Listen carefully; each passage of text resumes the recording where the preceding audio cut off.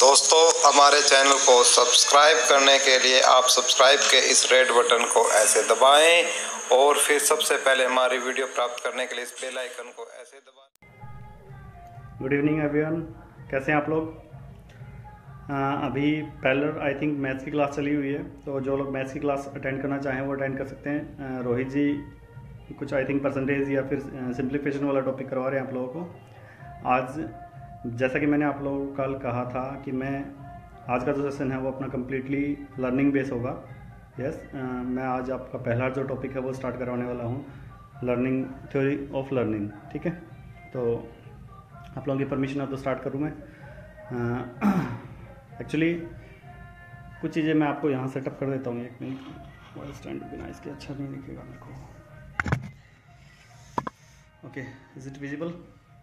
चलिए बात करते हैं। सबसे पहले लर्निंग, ये वर्ड काफ़ी सुना है आप लोगों ने, बहुत बार इसके बारे में सुना होगा, अलग अलग बुक्स में आपने पढ़ा होगा कि जो अधिगम है वो क्या चीज़ होती है, इसके टाइप्स पढ़े होंगे आपने, इसके प्रोसेस पढ़ी होगी आप लोगों ने, और काफ़ी चीज़ें इसके बारे में आपने बहुत अच्छे से पहले पढ़ चुके होंगे। ठीक है, मैं जो करवाने वाला हूँ आप लोगों को वो एक थोड़ा सा सिस्टमेटिक वे में करवाने वाला हूँ। मैं टोटल 5 कंटेंट आपके सामने डिस्कस करूँगा। वो 5 कंटेंट हैं: concept of learning, meaning and definition of learning, process of learning, types of learning and theories of learning.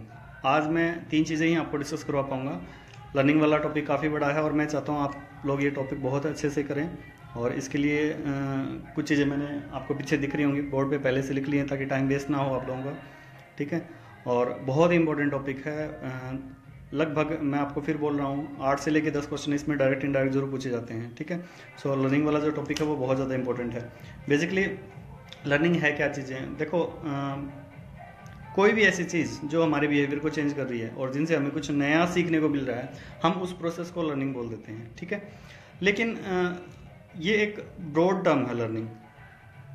कहते हैं कि जन्म से लेकर मृत्यु तक लर्निंग चलती रहती है, इट्स ए कॉन्टिन्यूस प्रोसेस। लेकिन जब इसको बारीकी से हम देखते हैं तो हमारे जो बिहेवियर में जो चेंजेस आ रहे हैं वो एक्चुअली एक्सपीरियंसेस के कारण आते हैं। ठीक है, अलग अलग तरह के एक्सपीरियंसेस हम फील करते हैं और उन्हीं एक्सपीरियंस के कारण जब हमारे बिहेवियर के अंदर चेंजेस आते हैं तो उसको हम बोलते हैं कि वो लर्निंग है। बट जो आउटकम्स हो रहा है, मान लो किसी ने हमें कोई चीज़ सिखाई कि कैसे वो चीज़ें करनी है, जब हमने वो चीज़ें सही तरीके से सीख ली और उसका हमने पॉजिटिव रिस्पॉन्स किया है तो हम उसको मानते हैं कि वो सीखना आपका एक पॉजिटिव लर्निंग कहलाएगा। ठीक है, अभी बहुत सारे लोग कन्फ्यूजन में रहते हैं कि सीखना एक्चुअली क्या है, या फिर मैंने बहुत सारी बुक्स के अंदर ये देखा है कि वो लोग मैच्योरिटी, जो कि आप जिसको आप हिंदी में परिपक्वता बोलते हो, और जो लर्निंग है उन दोनों में डिफरेंस नहीं कर पाते। ठीक है, सो लर्निंग का और जो मैच्योरिटी है इन दोनों में डिफरेंस है, बहुत ध्यान से देखना का। मैं ये कह रहा हूँ कि लर्निंग जो होती है वो कंटिन्यू चलती रहती है, बट मैच्योरेशन जो है, परिपक्वता जो है, वो एक निश्चित समय सीमा तक ही चलती है। हमारे अंदर जितने भी फिजिकल चैलेंजेस होते हैं, चेंजेस होते हैं, वो आपके किस में आएंगे? मैच्योरिटी के अंदर।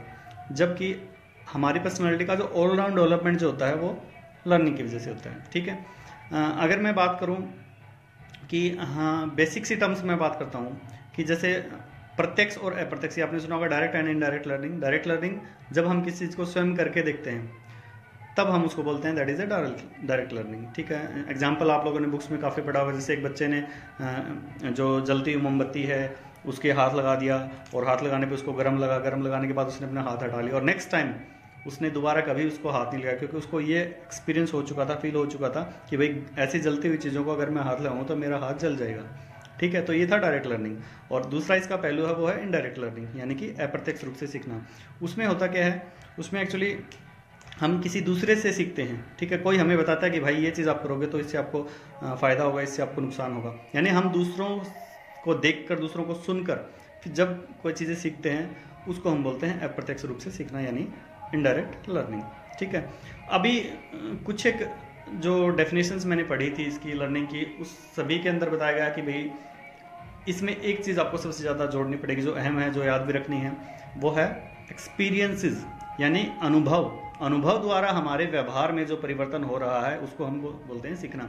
वैसे तो आप लोग देखते हो कि हमारा जो बिहेवियर होता है वो अलग अलग लोगों के साथ अलग अलग सिचुएशन में अलग अलग होता है। ठीक है, लेकिन वो हमने सीखा है। ठीक है, दूसरे लोगों को देखकर या फिर हो सकता है वो चीज़ें हमारे पेरेंट्स ने हमें सिखाई हो, हमारे कलीग्स ने हमें सिखाई हो, या फिर हमारे टीचर ने हमें सिखाई हो, बट वो सीखा है हमने। और ये सीखना क्या है, सीखना वही, देखो ये ब्रॉड टर्म है, काफ़ी ब्रॉड टर्म है, इसको आप किसी डेफिनेशन के अंदर नहीं बांध सकते, ठीक है। फिर भी मैंने कोशिश की है, कुछ आपको बोर्ड पे यहाँ पे दिख रहा होगा जो मैं चीज़ें दिखा रहा हूँ। अभी आपको ये कैमरा में फ्लिप करके दिखाता हूँ, फिर आपको ये चीज़ें दिख जाएंगी जो मैं क्या कहना चाह रहा हूँ। मैंने इसमें आपको एक डेफिनेशन इंपॉर्टेंट दी है, वो है गेट्स एंड अदर्स के अकॉर्डिंग। वो क्या है कि learning is the modification of behaviour through experiences, यानी अनुभव द्वारा व्यवहार में होने वाले परिवर्तन को ही हमने सीखना कहा है। गैरेट की इस परिभाषा को मैंने प्रायोरिटी दी है क्योंकि गैरेट ने कंप्लीटली एक लाइन के अंदर पूरा का पूरा लर्निंग वाला जो टॉपिक है वो क्लियर करवा रखा है, अगर कोई ध्यान से इसको देखेगा तो। बट फिर भी मैं और भी डेफिनेशन हैं, जैसे क्रो एंड क्रो ने इसकी डेफिनेशन दी है कि अभिवर्तियाँ, आदतें और इन सब का जो हम सृजन करते हैं, निर्माण करते हैं, वो सब सीखना ही गलत है, ठीक है। अब मैंने एक वर्ड यूज़ किया यहाँ पे आदत। आदत क्या है एक्चुअली में, जब भी कोई काम हम रिपीटिव वे में कर रहे हैं, कोई काम बार बार कर रहे हैं, तो वो हमारी आदत बन जाती है और उस आदत के कारण हमारा व्यवहार क्या होता है, चेंज होता है। अब देखो व्यवहार में जो परिवर्तन होता है वो क्या होता है, टेम्परेरी होता है, परमानेंट होता है, या क्या होता है, परमानेंट भी होता है, टेम्परेरी होता है, रिलेटिवली टेम्परेरी भी होता है, ठीक है। जैसे व्यवहार में हमारे जो परिवर्तन होगा वो अस्थायी किस वजह से होता है, कोई बता सकता है कि हमारे व्यवहार में अस्थायी परिवर्तन किस वजह से होता है, टेम्परेरी जिसको आप चेंजेस बोलते हो। तो हमारे व्यवहार के अंदर अस्थायी परिवर्तन बहुत सारे फैक्टर्स हैं, जैसे फैटिग हो गया, थकान हो गया, नींद हो गया, बीमारी हो गई, इस तरह के जो पॉइंट्स आते हैं वो हमारे टेम्परेरी चेंजेस करते हैं बिहेवियर को, उसको हम लर्निंग नहीं कह सकते। फाइन, स्थायी परिवर्तन कैसे होगा, सिर्फ और सिर्फ अनुभव यानी एक्सपीरियंस के थ्रू। और एक्चुअल में जो सीखना है वो है व्यवहार में अपेक्षाकृत स्थायी परिवर्तन, ठीक है। अब ये अपेक्षाकृत स्थायी परिवर्तन आता है तो लोग ये समझते हैं कि भाई ये अपेक्षाकृत या रिलेटिवली जो चेंज होता है वो होता क्या है। अपेक्षाकृत स्थायी परिवर्तन का मतलब ये है कि भाई हमने आज अगर कोई चीज़ सीखी है, उसमें हम जो मॉडिफिकेशन करते हैं, बाहरी फैक्टर्स और हमारे सामने आते हैं, कोई स्टिमुलस हमारे सामने आता है, तो हम उसको चेंजेस कर देते हैं। और हमने अपना बिहेवियर जैसे ही चेंज किया according to time and situation, तो वो क्या हुआ, हमने कैच कर लिया, यानी वो ऑब्जर्वेशन के थ्रू हुआ या फिर हमने देख के क्या, वो एक अलग मैटर है, बट हमने अपने बिहेवियर के अंदर चेंजेस किया है और इसी को ही हम सीखना बोलते हैं। अब मैं बात करता हूँ क्लासरूम टीचिंग से।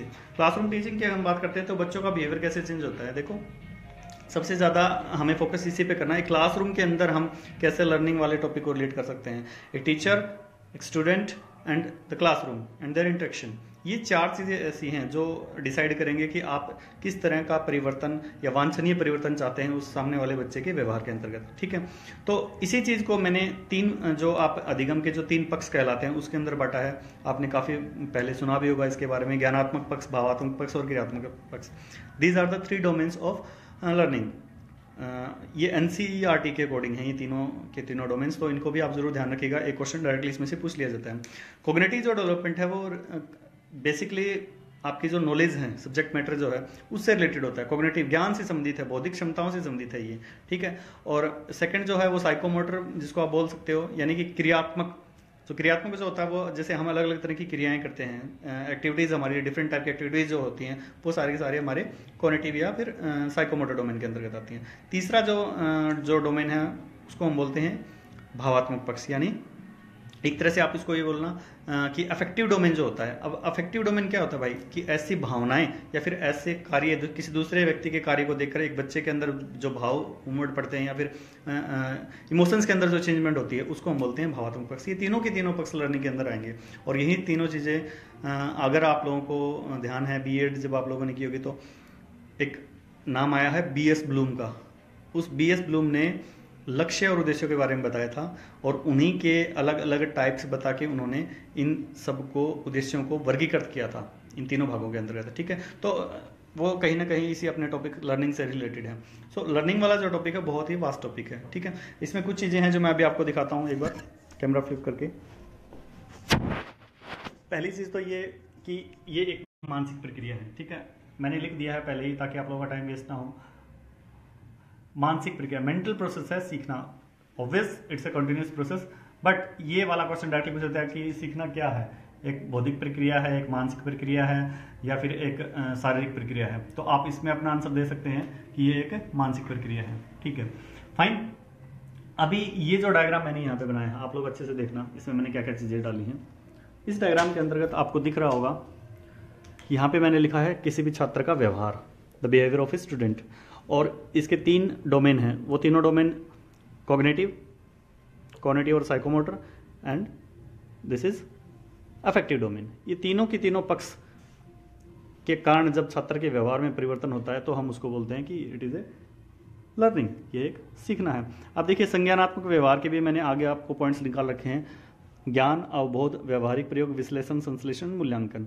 इनको मैं बाद में एक्सप्लेन कराऊंगा, बट फिलहाल आपके लिए इतना ही ध्यान रखिएगा कि किसी भी बच्चे का जो व्यवहार होता है, किसी भी छात्र का जो व्यवहार होता है, वो अध्यापक के प्रयासों से और इन तीनों पक्षों से रिलेटेड होकर फिर चेंज होगा, और इसमें जो चेंजमेंट जो आएगा ना, वही अल्टीमेट आउटकम क्या कहलाएगा, that is learning. Fine.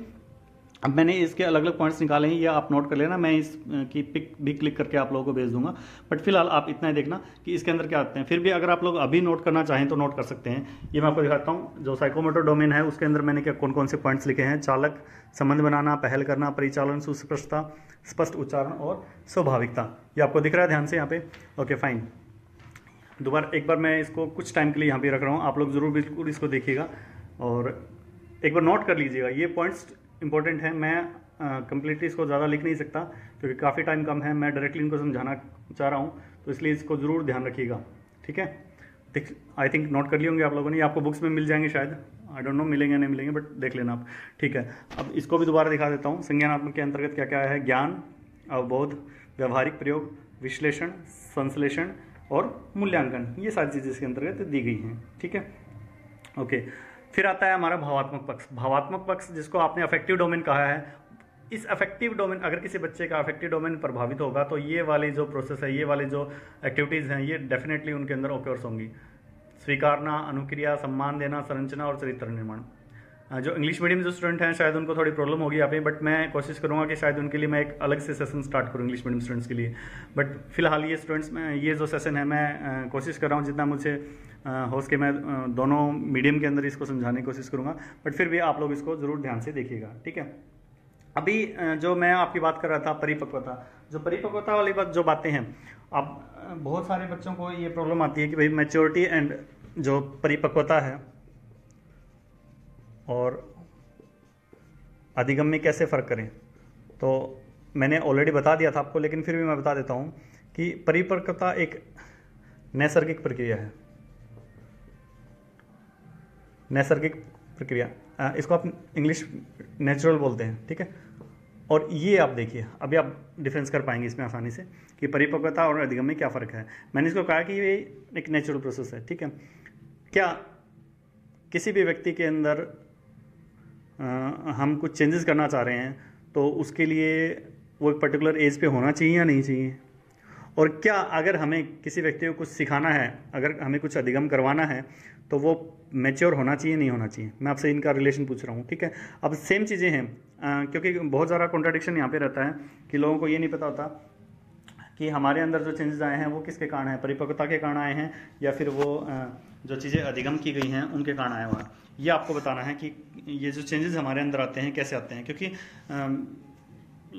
Confusion इतना रहता है कि हमारे अंदर जो चेंजेस आ रहे हैं वो हम उनमें कॉन्ट्रास्ट नहीं कर पाते कि क्यों ये चेंजेस आया हुआ है। ये मैच्योरिटी के कारण आया है। जैसे मैं एग्जांपल बताता हूँ आपको लैंग्वेज का, भाषा का। लैंग्वेज में जैसे कोई बच्चा 1.5 साल के अंदर बोलने लग जाता है, तो हमने ये कहा है कि 1.5 साल में वो बच्चा बोलने लग जाता है, तो जब तक वो 1.5 साल का नहीं हुआ तब तक वो बोल नहीं सकता बच्चा। इट मीन्स कि अगर हम जब तक वो परिपक्व नहीं होगा, 1.5 साल का वो नहीं होगा, तब तक वो बच्चा सीख नहीं सकता, हमने ये कहा है। और दूसरे टर्म्स में बात करूँ कि 1.5 साल का होने के बाद भी अगर हमने उसको लैंग्वेज नहीं सिखाई तो क्या वो बच्चा सीख पाएगा लैंग्वेज को? बिल्कुल नहीं। तो इस तरह की कई चीज़ें ऐसी आती हैं जहाँ पे हम इन दोनों के अंदर डिफरेंस नहीं कर पाते कि कौन सी हमारे व्यवहार के अंदर जो परिवर्तन आया है वो सीखने के कारण आया है या परिपक्वता के कारण आया है। तो ये कॉन्ट्राडिक्शन के अंदर रहता है। बट फिर भी इस सेशन के एंड में मैं आपको एक फोटो क्लिक करके दूंगा एक पेज की, उस पेज में मैंने सारे के सारे पॉइंट डिस्कस भी किए हैं, वो आपको इजीली समझ में आ जाएंगे, ठीक है। अभी मैं बात करता हूँ प्रोसेस, जो प्रोसेस है लर्निंग की, उस प्रोसेस के अंदर मैंने टोटल 6 पॉइंट्स लिखे हैं। कई बुक्स में आपको 7 पॉइंट मिलेंगे, कई में आपको 5 पॉइंट मिलेंगे, बट ये 6 के 6 पॉइंट आपको कंपलसरी करने हैं। सबसे पहला जो पॉइंट आता है लर्निंग की प्रोसेस के अंतर्गत वो आता है मोटिवेशन। जी हाँ, अगर कोई बच्चा या फिर कोई भी व्यक्ति किसी काम को करने के लिए मोटिवेटेड ही नहीं है तो वो आगे नहीं बढ़ सकता। अभी एग्जांपल बताता हूँ मैं इसका। फिर सेकंड है ऑब्स्टेकल्स। जैसे ही कोई बच्चा मोटिवेट है किसी काम को करने के लिए तो उसके सामने डेफिनेटली सी बात है बाधाएं आएंगी, अलग अलग तरह की ऑब्स्टेकल्स आएंगी। अब वो ऑब्स्टेकल्स आएंगे तो उसने मल्टीपल रिस्पॉन्स किया, जो कि हमारा तीसरा प्रोसेस का पॉइंट आता है। अब मल्टीपल रिस्पॉन्स किया उसने बट उसको फिर भी आंसर नहीं मिला, देन अगर हम उसको थोड़ा सा रीइंफोर्समेंट देते हैं, पुनर्बलन हम उसको देते हैं, या फिर वो खुद ही पुनर्बलन ग्रहण करता है, तो फिर वो अपने सही ट्रैक पे चढ़ जाता है। और एक और चीज निकल के आती है, जो मल्टीपल रिस्पॉन्स उसने किए हैं उस मल्टीपल रिस्पॉन्स के अंदर से उसको एक करेक्ट रिस्पॉन्स मिलता है, यानी अप्रोप्रिएट रिस्पॉन्स उसको मिल जाता है। और जैसे अप्रोप्रिएट रिस्पॉन्स उस बच्चे या व्यक्ति को मिला तो हुआ क्या लास्ट में, that he would be able to achieve the goal, और उसको अपना उद्देश्य प्राप्त हुआ। अभी एग्जाम्पल बताता हूँ। जैसे बचपन में हम क्या करते थे, कैंची साइकिल चलाते थे, ठीक है, और वो कैंची साइकिल बड़े वाली साइकिल होती थी, उसके अंदर टांग घुसा के बीच में से फिर हम चलाने की कोशिश करते थे। एक बच्चे ने वैसे ही किया, ठीक है, उसने बड़ी सी साइकिल उठाई अपनी और घर से निकल गया। अब जैसे उसने थोड़ा सा बैलेंस बनाना चाहा तो वो वहीं पे गिर गया। अब बच्चा गिरा तो उसको किसी ने फोर्स नहीं किया कि तुझे साइकिल चलानी है, उसको वो गिरा भी और उसको चोट भी लगी, लेकिन वो दोबारा खड़ा हुआ, फिर उसने वैसे किया, फिर वो गिरा। अब पहली चीज वो मोटिवेटेड है, वो इनर मोटिवेटेड है, ठीक है। आंतरिक रूप से अगर वो प्रेरित है कोई भी व्यक्ति या बच्चा, तभी हम उस काम को, अपने उद्देश्य को ग्रहण कर पाएंगे, हम सीख पाएंगे। इन बिटवीन अगर मान लो गिरने के बाद वो ये कहता नहीं भाई मेरे को तो चोट लगी, मैं नहीं सीखूंगा साइकिल, तो वो लर्निंग वाली प्रोसेस होती नहीं, वो वहीं पे चीजें खत्म होती है। तो सबसे पहली चीज है मोटिवेशन। तो मोटिवेशन अगर किसी व्यक्ति के अंदर होगा तो वो डेफिनेटली इसी चीजों को सीख पाएगा। सेकंड जो मैंने कहा है मल्टीपल ऑब्स्टेकल्स। देखो जैसे ही हम मोटिवेट हैं किसी काम को करने के लिए और जैसे ही वो काम करते हैं तो ऑब्वियस सी बात है प्रॉब्लम्स आएंगी भाई, और प्रॉब्लम्स को आने दीजिए, वो प्रॉब्लम्स आएंगी तभी आप कुछ सॉल्यूशन कर पाएंगे, तभी आप कहते हैं ना कि हीरे को भी तराशना होना तो उसको काफ़ी टाइम लगता है, ठीक है। तो सेम ऐसी चीज़ें हमारे सामने बाधाएं जरूर आती हैं। अब वो जो प्रॉब्लम्स क्रिएट हुई हैं उन प्रॉब्लम्स को जब हम समझते हैं, उनका सॉल्यूशन करते हैं, तो सॉल्यूशन करने के बाद हमें क्या पता चलता है कि भाई मैंने इतना प्रयास किया है, ये चीज़ें जो मैंने की हैं वो गलत दिशा में थी, अब मुझे सही दिशा में करना। अब उसको समझ नहीं आता कि मैं करूँ क्या। उसने काफ़ी सारे प्रयास किए सीखने के लिए, फिर भी नहीं सीख पाया। फिर किसी की उसने सहायता ली, या फिर वो स्वयं अपने आप उन चीज़ों को अपने माइंड में रिलेट करके देख रहा कि मुझे ऐसा नहीं ऐसा करना चाहिए। जैसे उसको वो पता चला, वो उसके लिए एक रीइंफोर्समेंट का काम कर रहा है, ठीक है। मल्टीपल रिस्पॉन्स किया उसने, फिर रीइंफोर्समेंट काम किया। अब जैसे रीइंफोर्समेंट काम किया तो गलत अनुक्रियाओं में से उसने एक अनुक्रिया बिल्कुल सही सीख ली। यस, ये वो स्टेप था, टर्निंग पॉइंट उसका यही रहा। अब उसने धीरे धीरे बैलेंस बनाना सीख लिया। पहले तो वो क्या था, एकदम से पेडल मारता था साइकिल से क्या होती है, वो स्लिप होती, गिरती। अब उसने कहा कि उसने सोचा कि धीरे धीरे चलाता हूँ, और जैसे उसने ऐसा किया धीरे धीरे उसने अपना कैंची बना के फिर बैलेंस किया, और फिर एक टाइम ऐसा है वो बिल्कुल उसको फ्रिक्वेंटली बिना किसी बैलेंस के चलाने लग गया, यानी आराम से, यानी उसने सीख लिया साइकिल चलाना। तो ये प्रोसेस पूरी की पूरी काम करती है किसी भी चीज़ को सीखने के लिए, ठीक है। अब बहुत सारी चीज़ें जैसे मेरे पास आई थी, मैं आपको मिटा देता हूँ मैं इसको, लेकिन फिर भी मैं 4 पॉइंट और डिस्कस करूँगा। ये 4 पॉइंट बहुत ज़्यादा इंपॉर्टेंट हैं, आप इसको बिल्कुल ध्यान से देखिएगा। हाँ, ओके फाइन। ये जो टॉपिक आपको दिख रहे हैं इनको तो आपको पढ़ना ही पढ़ना है, ठीक है, बट फिर भी मैं वो चारों के चारों पॉइंट आपको लिख दे रहा हूँ, उनको समझा रहा हूँ अभी कि ये चीज़ें क्या होती हैं। इसमें सबसे पहला जो पॉइंट है वो है आपका अनुबंधन, दैट इज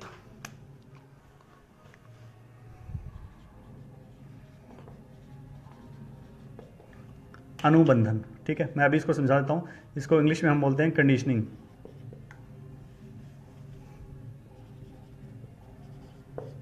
कंडीशनिंग, ठीक है। सेकंड जो है उसको हम बोलते हैं प्रशिक्षण, जिसको आप इंग्लिश में बोलते हैं ट्रेनिंग। थर्ड जो चीज़ है उसको हम बोलते हैं अनुदेशन। अभी मैं लर्निंग से ही रिलेट कर रहा हूँ इसको, डोंट वरी, ये चीज़ इंपॉर्टेंट है। इसको आप इंग्लिश में बोलते हैं instructions. And the last one is प्रतिपादन, इसको बोला जाता है इंडोक्ट्रिनेशन। इंडोक्ट्रिनेशन, ठीक है। ये चारों पॉइंट्स आप एक बार देखिए ध्यान से, अनुबंधन, प्रशिक्षण, अनुदेशन और प्रतिपादन। Conditioning, training, instructions and indoctrination, ये चारों की चारों चीज़ें क्या हैं, कोई बताना चाहे कमेंट बॉक्स में डाल के मुझे ये चारों चीज़ें हैं क्या। अनुबंधन जो है, आपने शिक्षण का के बारे में तो ज़रूर सुना होगा, ठीक है। शिक्षण का सबसे निम्नतम स्तर कहलाता है अनुबंधन। और जब हम लर्निंग की जो थ्योरीज पढ़ेंगे उसमें इस वर्ड का जिक्र जरूर होगा, तो पहले ही मैंने इसका बेस बनाने जा रहा हूँ। अनुबंधन है क्या? एक तरह से ये एक ऐसी प्रक्रिया है जिसमें हम किसी जानवर को, स्पेशली मैं दोबारा बात बोल रहा हूँ, किसी जानवर को किसी भी कार्य के लिए हम फोर्स करते हैं, दैट इज कंडीशनिंग। कंडीशनिंग का एग्जाम्पल है, हालांकि कंडीशनिंग मनुष्यों पे भी होती है। जैसे कि मैं बात करूँ, जैसे शाम के टाइम में हॉस्टल में बच्चे खेल रहे हैं और 6 बजते हैं, 6 बजते ही जब रिंग बजती है और वो रिंग बजती है तो बच्चों के माइंड में आ जाता है कि हाँ 6 बज गए, रिंग बजी है, तो उनके डिनर का टाइम हो चुका है, हॉस्टल्स में जल्दी डिनर हो जाता है। तो इस तरह इसको हम बोलते हैं क्या? अनुबंधन, कंडीशनिंग। सेकेंड जो चीज़ आई है वो है ट्रेनिंग, प्रशिक्षण। क्या शिक्षण को हम प्रशिक्षण बोल सकते हैं? मेरा क्वेश्चन है, क्या शिक्षण को हम प्रशिक्षण बोल सकते हैं? नहीं, शिक्षण को हम प्रशिक्षण नहीं बोल सकते। प्रशिक्षण एक पार्ट है शिक्षण का, दैट इज क्यों? देखो, ट्रेनिंग आपने सर्कस देखा होगा तो डेफिनेटली सी वहाँ आपको काफ़ी चीज़ें ये देखने को मिल जाएंगी। हम किसी जानवर को जब ट्रेंड करते हैं तो वो जानवर जब ट्रेंड होता है तो हम ये नहीं कहें कि हमने उसको सीखा, हमने उसको वहाँ पे टीचिंग हुई है, सीखा ज़रूर है, वो प्रशिक्षण हुआ, उस प्रोसेस को प्रशिक्षण बोला है हमने, ना कि शिक्षण। तीसरा है अनुदेशन। देखो, अनुदेशन के अंदर हम समझ व ज्ञान को इंक्लूड करते हैं, समझ और ज्ञान, ठीक है। अनुदेशन का मतलब ये होता है कि हम किसी कार्य के प्रति या किसी कार्य की समझ किसी व्यक्ति के अंदर विकसित करते हैं या ज्ञान उसको देते हैं, तो वो एक तरह से इंस्ट्रक्शंस कहलाता है, ठीक है। आपने पढ़ा होगा कि जैसे कोई मशीन आपको ऑपरेट करनी है तो उसके लिए इंस्ट्रक्शंस दिए जाते हैं, तो वो समझ विकसित की जाती है। अब इसका मतलब ये थोड़ी ना है कि वो शिक्षण है, ठीक है। शिक्षण का एक उद्देश्य कहलाता है समझ व ज्ञान। तो हम डायरेक्टली यहाँ से बात कर सकते हैं कि शिक्षण का एक पार्ट अनुदेशन है, लेकिन अनुदेशन को हम शिक्षण नहीं बोल सकते। Fine, okay. फोर्थ जो है वो सबसे उच्च स्तर है शिक्षण का। इसमें ये क्वेश्चन डायरेक्टली पूछ लिया जाता है कई बार कि शिक्षण का सबसे उच्च स्तर कौन सा है? प्रतिपादन है, इंडोक्ट्रिनेशन है। मैंने क्यों बताई ये चीज़ें? क्योंकि टीचिंग जब की जाती है तो वहाँ पे लर्निंग होती है और लर्निंग के अंदर भी हम इन सारे के चारों पॉइंट्स को इंक्लूड करते हैं, ठीक है। तो आप इनको नोट कर सकते हैं। ये क्वेश्चन ऐसे आ सकता है, शिक्षण का सबसे निम्नतम स्तर है कंडीशनिंग। हम जब लर्निंग की जो थ्योरीज पढ़ेंगे उसमें classical conditioning theory and operant conditioning theory, ये दोनों थ्योरीज पढ़ेंगे, ठीक है।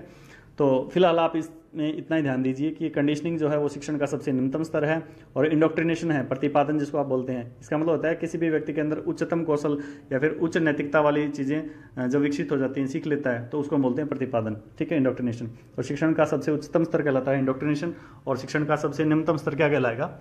ये कहलाता है कंडीशनिंग, ठीक है। तो यही चीज़ें मुझे इसके अंदर बतानी थी आपको, क्योंकि इसमें काफ़ी कई बार प्रॉब्लम आती है, बच्चों को वो नहीं करवा पाते, तो आपको ये चीज़ें ध्यान रखनी है। ओके, नाउ जो अगला पॉइंट है वो मैं ये बताना चाहता हूँ कि एक सिंपल सी इसमें टाइप्स पूछ लिया जाता है। वो टाइप्स में आते हैं जैसे 3 पक्ष, जैसे थोड़ी देर पहले हम बात कर रहे थे, जो तीनों पक्ष आपको दिख रहे हैं यहाँ पे, संज्ञानात्मक, क्रियात्मक और भावात्मक।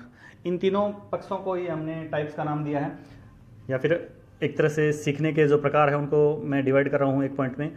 सबसे पहला है संज्ञानात्मक सीखना या ज्ञानात्मक सीखना, संज्ञानात्मक या ज्ञानात्मक सीखना। इस प्रकार का जो सीखना होता है वो बेसिकली क्या काम करता है? इसमें हम किसी भी विषय वस्तु से संबंधित ज्ञान प्रदान करते हैं बच्चे को, ठीक है। और ये 3 प्रकार का होता है, प्रत्यक्षात्मक, प्रत्ययात्मक और साहचर्यात्मक। जो प्रत्यक्षात्मक होता है इसके आप 3 पार्ट, जैसे मैंने बताया, प्रत्यक्षात्मक, दूसरा आता है प्रत्ययात्मक और तीसरा आता है साहचर्यात्मक। प्रत्यक्ष रूप से जब आप चीज़ों को सीखते हो डायरेक्टली, वो कहलाता है प्रत्यक्षात्मक, और जब कंसेप्ट के से सीखते हो आप तो वो प्रत्यात्मक कहलाता है। और लर्निंग बाय एसोसिएटिव्स यानी साहचर्य रिलेशन, पहले जो सीखा हुआ ज्ञान है उसमें कुछ नई चीज़ें ऐड होती हैं तो वो क्या कहलाता है? साहचर्यात्मक ज्ञान। दूसरा जो आता है इसमें वो कौन सा आएगा, बता सकते हैं आप? यस, क्रियात्मक। इसमें अलग अलग तरह की क्रियाएं आती हैं, या फिर मैं आपने जीन पियाजे का नाम सुना होगा ज़रूर। जीन पियाजे ने क्या कहा था? सबसे पहली जो स्टेज बताई थी 0 से 2 वर्ष की अवस्था, संवेदी पेशीय, सेंसरी मोटर स्टेज, वो वाली एक तरह से सीखना जो है वो उसको क्रियात्मक सीखना कहा है, ठीक है। और तीसरा जो सीखना है वो है भावात्मक सीखना, यानी अफेक्टिव डोमेन एक तरह से। और ये भावात्मक जो सीखना है इसके अंदर अलग अलग तरह के भाव आते हैं, इमोशंस आते हैं, फीलिंग्स आती हैं, या फिर हम लोगों की भावनाओं को समझते हैं। यानी बच्चे के अंदर जब ये गुण विकसित हो जाता है या फिर इस प्रकार का सीखना होता है, उसको हम भावात्मक सीखना बोलते हैं। बेसिकली 3 जो हैं वो ये मेन इंपॉर्टेंट सीखने के टाइप कहलाते हैं। और भी हैं, जैसे रॉबर्ट गेने ने इसके अधिगम के प्रकार बताए हैं, 8 प्रकार वो पूछ लिए जाते हैं। लास्ट ईयर एग्जाम के अंदर ही पूछा गया था कि गेने ने अधिगम के कितने प्रकार बताए हैं, तो 8 प्रकार बताए हैं। सबसे उच्च स्तर का अधिगम उसमें से कौन सा बताया था, तो वो समस्या समाधान अधिगम कहलाया है। ठीक है, तो इस तरह टोटल 8 प्रकार गेने ने बताए। और इसमें आगे हम पढ़ेंगे बंडूरा का सामाजिक अधिगम का सिद्धांत, जीन पियाजे का संज्ञानात्मक विकास का सिद्धांत, और एक नैतिक विकास का कोहलबर्ग का सिद्धांत आता है, वाइगोट्स्की की थ्योरी आती है। वो सारी की सारी लर्निंग से रिलेटेड जितने भी टॉपिक है वो आपको क्लियर करवाऊंगा। ठीक है, आज के लिए बेसिक सी ये चीज़ें थी जो मैंने आपको बताई हैं कि अधिगम में या लर्निंग वाले टॉपिक में कैसे क्या चीज़ें आ जाती हैं। ठीक है, तो आप इनको इसका बेसिक जो है वो जरूर पढ़ के जाइएगा। मेन इसमें जो क्वेश्चंस बनेगा वो एक तो डायरेक्ट क्वेश्चन बन जाता है कि लर्निंग में कौन सी चीज़ें शामिल नहीं हैं अधिगम के अंदर, या फिर एक बच्चे को जब आप पढ़ा रहे हैं क्लासरूम में तो अधिगम का कौन सा प्रकार आप अपनाओगे, इस तरह के क्वेश्चन डाल सकते हैं। आजकल एक लैंग्वेज जो है उसका जरूर आपको ध्यान रखना पड़ेगा, क्योंकि पेपर के अंदर क्वेश्चन ऐसे आते हैं कि निम्नलिखित में से कौन सा तत्व अधिगम में सहायक नहीं है, तो वो नहीं वाला वर्ड है वो आपको जरूर ध्यान रखना है। वो वाली चीज़ें काफ़ी प्रॉब्लम क्रिएट करती हैं, एक एक नंबर आपका इंपॉर्टेंट है। ठीक है, अब इसके थ्योरीज स्टार्ट करूंगा मैं, वो कल करूंगा, क्योंकि थ्योरीज जो है वो काफ़ी इंपॉर्टेंट हैं और एक एक थ्योरीज के काफ़ी सारे नाम हैं जो बच्चों को प्रॉब्लम होती है, क्योंकि डायरेक्टली इनडायरेक्टली क्वेश्चन इसमें से घुमा फिरा के पूछते हैं थ्योरीज के अंदर। और थ्योरीज करने से भी ज़्यादा इंपॉर्टेंट क्या है पता है, वो है कि उन थ्योरीज का हम अप्लाई कैसे करेंगे उन थ्योरीज को, एजुकेशनल उनका इम्प्लीकेशंस क्या है, या शिक्षा जगत में उन सिद्धांतों का क्या अनुप्रयोग है, वो वाली चीज़ें हैं वो इंपॉर्टेंट हैं लर्निंग के अंदर। ठीक है, तो आज के सेशन में फिलहाल मैं इतना ही करूँगा, और मैं ये चाहता हूँ कि कल वाला सेशन ज़रूर आप लोग देखिएगा, क्योंकि उसमें मैं थ्योरीज कराऊंगा। और अभी मैं एक पेज आपके सामने डालूंगा इसी ग्रुप पे, और आप उस पेज को जरूर पढ़िएगा। मेन सारी चीज़ें मैंने उसके अंदर मेंशन की हैं। डेफिनेशन है वो 3-4 डेफिनेशन इंपॉर्टेंट है। वुडवर्थ की हुई, कोरो एंड क्रो की हुई, एंड गेरेट्स एंड जो अदर्स है उसकी भी डेफिनेशन इंपॉर्टेंट है। इसके अलावा आप जो डेफिनेशन है, जैसे वुडवर्थ ने जो डेफिनेशन दी थी वो भी आप पढ़ सकते हैं। बट मेनली डेफिनेशन पढ़ने का अभी जो एम है वो सिर्फ ये है कि लर्निंग का कंसेप्ट आपको क्लियर होना चाहिए। वो मैंने कुछ चीज़ें कोशिश भी की है बहुत हद तक कि मैं आपको समझा पाऊँ। कुछ यहाँ पे मैं ज़्यादा कर नहीं पाया अच्छा सा, फिर भी मैं आगे से कोशिश करूँगा मैं सेटअप और अच्छा कर पाऊँ। तो फिलहाल आज के लिए मैं इतना ही करवाना चाहूँगा। फिर भी अगर आपको कोई प्रॉब्लम होती है तो आप ज़रूर कमेंट बॉक्स में डाल दीजिएगा। और ये जो लोग सीरियस हैं उनके लिए मैंने ये सेशन स्टार्ट करने शुरू किए हैं, और मैं ये चाहता हूँ कि आप लोग इनका ज़्यादा से ज़्यादा फ़ायदा उठाइए, चाहे वो मैथ्स की क्लास हो, चाहे वो इंग्लिश की क्लास हो, चाहे साइकोलॉजी की हो, या फिर किसी भी दूसरे सब्जेक्ट की क्लास हो। ठीक है, तो लर्निंग वाला जो ये डायग्राम है ये भी आप उतार लीजिएगा अच्छे से। ये मैंने पूरा वैसे तो मेन चीज़ आपके लिए यही था कि how we can modify behaviour of a student और बिहेवियर ऑफ ए चाइल्ड, वो वाली चीज़ें हैं वही सीखना के अंदर जो लर्निंग वाला जो टॉपिक है उसमें सबसे ज़्यादा इंपॉर्टेंट थी। इसमें टाइप्स भी आ जाते हैं आपके, इसमें आपके कंसेप्ट भी क्लियर हो जाता है, और साथ साथ कि जो डिफरेंस आता है मैच्योरेशन एंड लर्निंग के अंदर वो वाली चीज़ें भी क्लियर हो जाती हैं। ठीक है, तो आप लोग इसको थोड़ा सा टाइम देखो, आधा घंटा दोगे आप हर सब्जेक्ट को तो भी वो चीज़ें आप इजीली सीख पाओगे। ठीक है, बट इनके अलावा सबसे ज़्यादा अभी जरूरी है वो है प्रैक्टिस आप लोगों की। ठीक है, और प्रैक्टिस आप लास्ट ईयर के पेपर से भी कर सकते हैं, और मार्केट में जो भी टेस्ट पेपर आए हैं उनसे भी कर सकते हैं। और बुक्स जो हैं उनके पीछे भी आपको बहुत सारे दिए होंगे, बट बुक्स में भी आपको ऐसा नहीं है कि आपने सिर्फ बुक्स के अकॉर्डिंग ही उसका आंसर चेक करके पीछे ए है, बी है, सी है या डी है उसको क्लिक किया और वो पढ़ लिया। नहीं, उसको एटलीस्ट समझिए कहीं वो गलत ना हो, क्योंकि आपका एक नंबर भी अगर कटा तो कहानी खत्म हो जाएगी। ठीक है, सो प्लीज़ इन चीज़ों से अवेयर रहिए। मैं भी आपके सामने एक वो पेज डाल देता हूँ, और कल मैं लर्निंग का जो जितनी भी थ्योरीज जो बची हैं इंपॉर्टेंट वो थ्योरीज मैं आपको कराऊंगा। उनके अलग अलग नाम हैं जो हैं, क्योंकि नाम में प्रॉब्लम आती है। और एक चीज़ और मुझे याद आई, जो नाम दिए गए हैं उन नाम का लोगों को पता ही नहीं है मीनिंग क्या है, क्यों कहा गया है, बस उन्होंने रट लिया कि हाँ इसलिए कहा गया। मैं आपको बताऊंगा कि उनके नाम जो हैं वो किस तरह हैं और क्यों हैं। ठीक है, क्यों उनको ऐसा बोला गया है। जैसे SR थ्योरी का या RS थ्योरी का या फिर थॉर्नडाइक की जो थ्योरीज है उनके अलग अलग नाम दिए गए हैं। ये सारी चीज़ें मैं आपको कल वाले सेशन में बताऊँगा। आज के सेशन में इतना ही, और थैंक यू आप लोग मेरे साथ बने।